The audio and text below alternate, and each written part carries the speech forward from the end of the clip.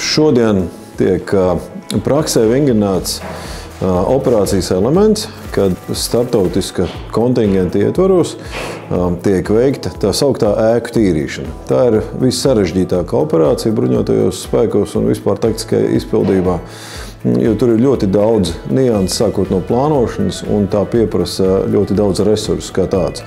Un tad tas līmenis, sarežģītības līmenis ir paaugstināts, jo viss darbība notiek starptautiskā vidē, kur ir jāsakoordinē plāni, kas ir viens, un pats galvenais, šos plānus ir jārealizē arī praksē, ka te ir nereti tikai sekundes desmitdaļa pieņemt lēmumu.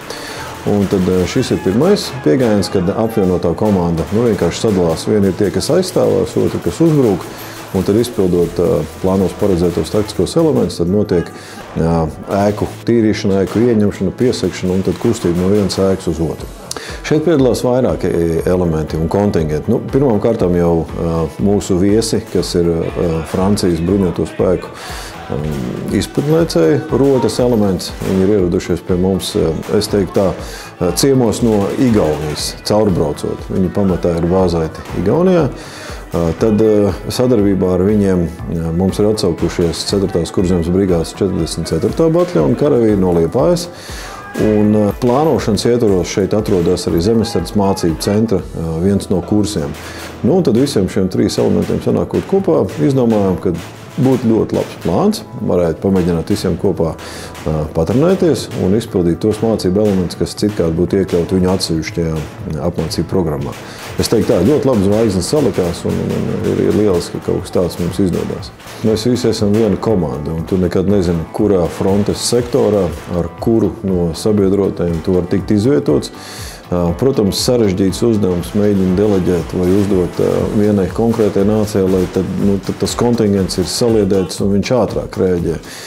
Bet NATO operācijas jau ietver sevi ne tikai mazus taktiskos elementus. Tur jau noteikti aiziet bataljonu un brigāžu sastāvs, kad būs šī prasība. Un tāpēc ir svarīgi pie katras iespējas, kad mums tāda rodās un ir pieejama gan infrastruktūra, gan personāls, tas ir jādara. Jo biežāk tu to darbini, jo biežāk tu to trenē, jo mazāk laika tev vajag, tie muskuļi to refleksiju jau ātrāk arī atcerēsies. Un es teiktu tā, ka grūti atminēties, kad mums ir bijis iespēja trenēties ar Francijas kontingentu. Šī ir atkal jauna pieredze. Tā ir lieliska pieredze, kad mēs skatāmies, kā viņi izpilda taktiskos elementus. Viņi savukārt paskatās, kāda ir mūsu specifika. Un tas viss NATO pierobežā, tas, man liekas, piedod tādu savu garšu, savu īpašo to noskaņu arī. Tāpēc ir svarīgi noteikti pēc katras iespējas nākt kopā un trenēties kopā.